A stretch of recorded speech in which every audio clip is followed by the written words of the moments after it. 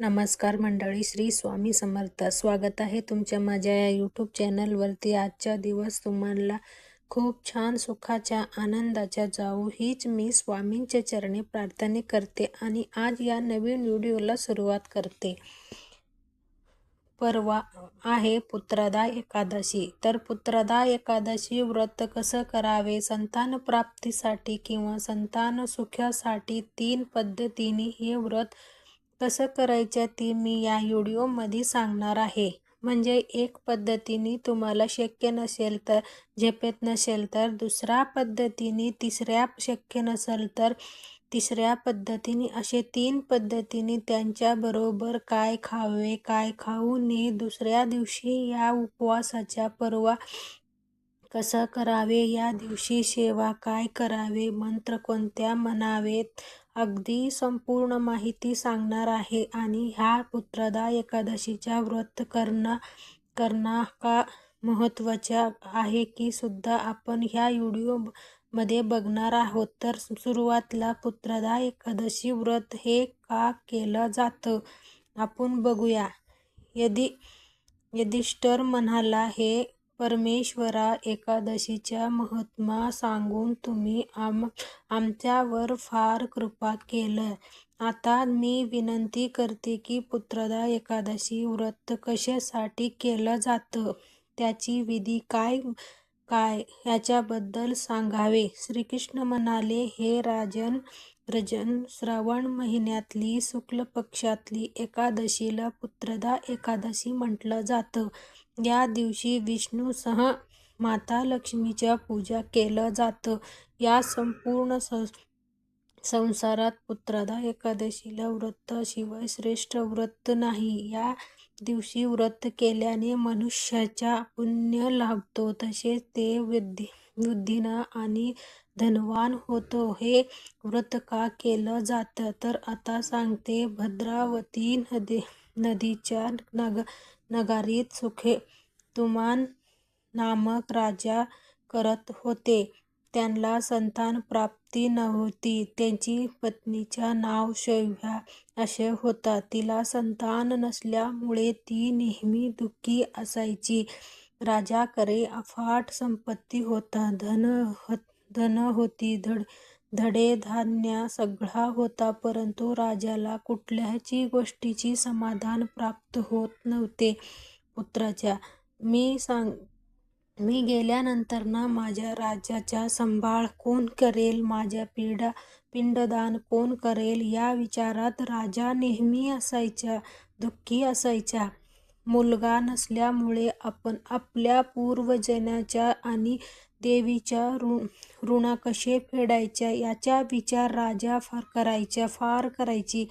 आपल्याला संतान हवी असे राजाला नेहमी वाटायचे. त्यासाठी काहीतरी प्रयत्न करायला हवे असे राजाला सारखं वाटत होतं. ह्या विचारात राजा नेहमी असायचा. राजाने या विचारापोटी आत्मदहन करण्याचा निश्चय केला, परंतु आत्महत्या करणे हे पाप असल्यामुळे त्यांनी त्याचे विचार मागे घेतले. एक दिवशी राजा घोड्यावरून बसून जंगलात निघाले होते व तिथलं झाड फुलांनी निव्वळ लागलं. जंगलात त्यावेळी मोर, वाघ, सिंह, माकड, साप आदी मुक्त संचार करत होत्या. हत्ती त्यांची पिल्लांसह फिरत होते. राजाला जंगलात येऊन बरेच कालावधी होऊन देखील घरी परत जाण्याचे नाव घेत नव्हते. जंगलातलं दृश्य पाहून ते विचार करत होते, मी आजपर्यंत यज्ञ केला, ब्राह्मण देवताला भोजन करून तृप्ती केल्या, तरीही माझ्या वाट्याला दुःखच का आले असावे. विचारात मग्न असलेल्या राजाला पुण्याची तहान लागली होती. राजा इकडे तिकडे पाण्याचा शोध घेऊ लागले होते. थोड्याच अंतरात राजाला एक समावर दिसला. त्या समावरात सुंदर कमळ उमलले होते. हंस मगर विहार करत होता. सरोवराच्या चारू बाजूनी ऋषीचा आश्रम होता. त्यांनी वेळ राजाला उजवा डोळे फडफडायला लागला. राजाला शुभ शकुन प्राप्त होण्याचे असल्याचे जाणीव आले. ते घोड्यावरून उतरून ऋषी मुनींना नतमस्कार होऊन दिले. त्याच्या समोर विराजमान झाले. ज्या व्यक्तीने पुत्रमुखी पाहिजे आहे ते धान्य आहे अशा व्यक्तीला पृथ्वी लोकात यश व परलोक शांती लाभत असतो. पूर्वजन्माच्या पुण्याने व्यक्तीला पुत्रदान प्राप्ती होत असेल. राजाला पाहताच ऋषी म्हणाले, हे राजन, आम्ही आपल्यावर अत्यंत प्रसन्न झालो आहोत. आपल्या मनात येईल ते इच्छा तुम्ही मागा. हे ऐकताच राजाने त्यांना विचारले, महाराज, आपण कोण आहोत? तिथे येण्यामागचा तुमचा उद्देश काय आहे? ऋषीमुनींनी सांगितले, हे राजन, आज संतान देणारी पुत्रदा एकादशी आहे. आम्ही विश्वदेव असून या सरोवरात स्नान करण्यासाठी आलो आहेत. ऋषीचा शब्द ऐकून राजा म्हणाला, ऋषी देवता, मला संतान नाही. माझ्यावर कृपा करा. मला पुत्रप्राप्तीचे वरदान द्या. ऋषीमुनी म्हणाले, हे राजन, आज पुत्रदा एकादशी आहे. हे व्रत आपण अवश्य करावे. भगवंताच्या कृपेने आपल्याला लवकरच संतान सुख मिळेल. ऋषीमुनींचे वाक्य ऐकून राजाने त्या दिवशी एकादशीचा व्रत केला व द्वादशीला या व्रताचे उद्यापन केले. ऋषीमुनींनी दंडवत करून राजा महालात परतला. काही दिवसांच्या राणीला दिवस गेले. 9 महिन्यानंतर राजाच्या घरी मुलांचा जन्म घेतला. तर हे आहे छोटीशी कथा. यामुळे हे जो पुत्रदा एकादशी व्रत आहे, ज्याला संतान नाही, संतान प्राप्ती झालेली नव्हते, तुमच्या रिपोर्ट्स नॉर्मल आहे, तुम्ही ट्रीटमेंट घेत आहोत किंवा बरेच वेळाच तुम्हाला गर्भपात होत आहे, गर्भाच्या व्यवस्थित वाढ होत नाही, तशी सुद्धा तुम्ही हे व्रत करू शकता. तुम्हाला खूप चांगले बरेच वेळात अगदी वर्षाच्या आत संतान प्राप्ती जे आहे ती होऊ शकतो. त्यामुळे अगदी विश्वासाने, श्रद्धाने हे जे व्रत आहे ते तुम्ही करू शकता.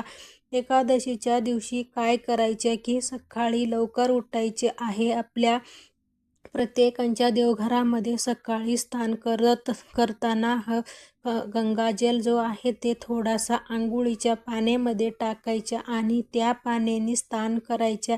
पती पत्नी दोघांनी सुद्धा त्यानंतर आपल्या देवघरामध्ये जे बाळकृष्णाच्या मूर्ती असतो तर ते देवांना स्नान घालून झाल्यानंतर बाळकृष्ण मूर्तीवर तुम्हाला अभिषेक करायचे आहे. स्वच्छ पुसायचे, पाण्याने किंवा पंचामृताने अभिषेक केला तरी चालेल किंवा फक्त स्वच्छ पाण्याने अभिषेक करा.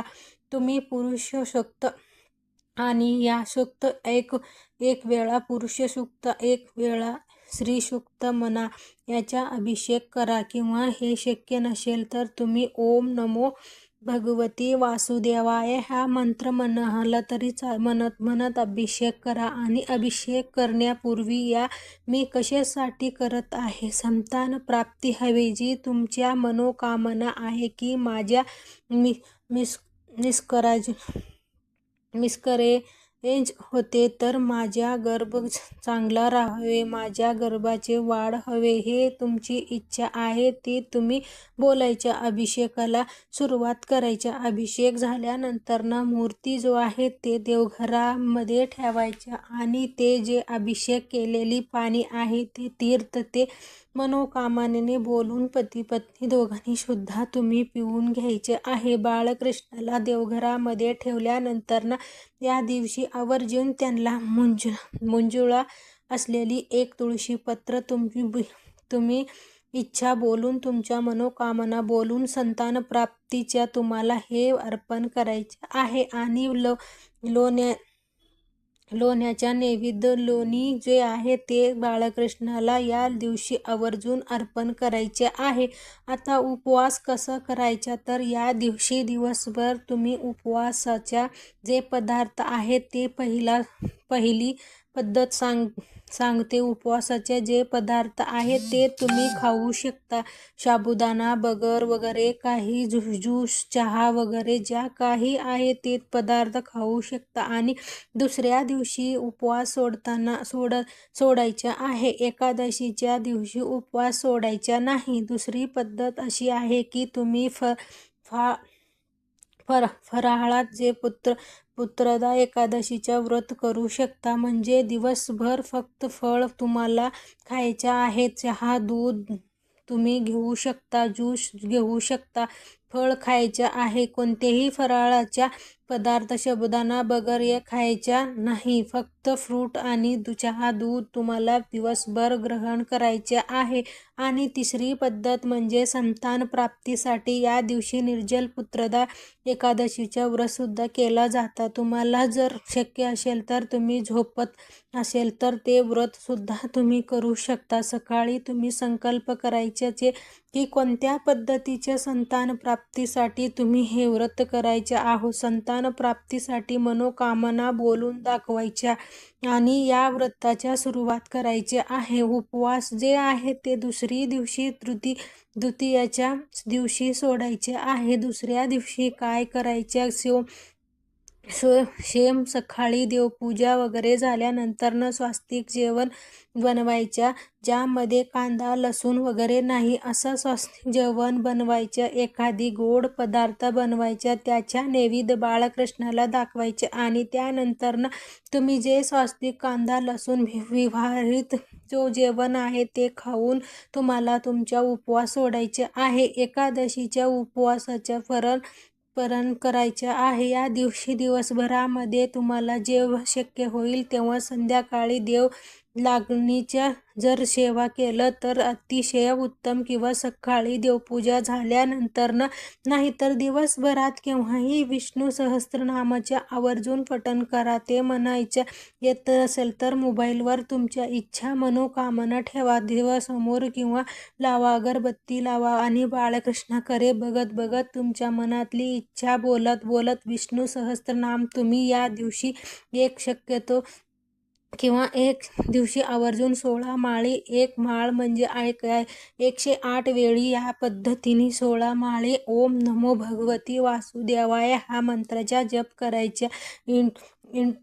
इंटरेस्ट ठेवून ही मला संतान प्राप्ती हवे इंटरेस्ट ठेवू आणि नंतर माळी जप करा. आणि तुम्हाला जर मिळाला हा दिवशी तर 108 बेलपत्र किंवा 1000 बेलपत्र मिळालं तरी बाळकृष्णाला मूर्तीचल आवर्जून तुमच्या मनोकामना बोलून विष्णू सहस्त्रनामावली म्हणता 1000 तुळशीची पान जी आहे ते तुम्ही बाळकृष्ण मूर्तीवर अर्पण करा. आणि तुमच्या इच्छा जो आहे संतान प्राप्तीसाठी बाळकृष्ण बोलून दाखवा. आणि या दिवशी आवर्जून तुम्ही संतान गोपाल जे मंत्र आहे असेल किंवा संतान गोपाल जे स्तोत्र आहे म्हणायला गुगलवर मिळालं, यूट्यूबवर मिळालं तर सुद्धा तुम्ही पठण करू शकता. चांगले अनुभव तुम्हाला येतील. आणि या दिवशी आवर्जून जी काही कथा मी तुम्हाला सुरुवातीला सांगितली आहे ही कथा सुद्धा ऐकायचा प्रयत्न करा. दिवसभरामध्ये पूजा वगैरे सर्व करा आणि दिवसभरात तुम्हाला जेव्हा वेळ असेल तेव्हा ही पुत्रदा एकादशीच्या कथा जी आहेत हातामध्ये तुळशी पत्र ठेवा आणि कथा एक तुमची मनोकामना बोला आणि यानंतर बाळकृष्णाच्या मूर्तीवर हे अर्पण करा. नक्कीच तुम्हाला 1 वर्षात गर्भधारण होईल, तुमच्या घरामध्ये बाळ होईल. आपण जे म्हणतं ते घरामध्ये पाळणा हलवायला, तुमची घरामध्ये पाळणा हलवेल आणि संतान प्राप्ती होईल. बरेच जण मला म्हणतात की ताई पुत्रप्राप्तीसाठी सांगा, पण पुत्रप्राप्तीसाठी नाही. बघा, जशीच आपली मनामध्ये इंट्रेशन ठेवा, जे काही हवे देवाच्या जे इच्छा आहे तुम्हाला वाईट शेवटी आई होणे महत्त्वाचे आहे, संतान होणे महत्त्वाचे आहे. मुलगा मुलगी दोन्ही एक समान आहे. शेवटी तुम्ही भगवंताच्या मागा, तुम्हाला जे पाहिजे ते भगवंताच्या कृपेने तुम्हाला जे मिळून जाईल. आणि तुम्हाला हे व्हिडिओ आवडला असला तर लाईक करा, चॅनलवर नवीन असलं तर सबस्क्राईब करा. भेटूया असाच एक नेक्स्ट व्हिडिओमध्ये. तोपर्यंत सर्वांना श्री स्वामी समर्थ.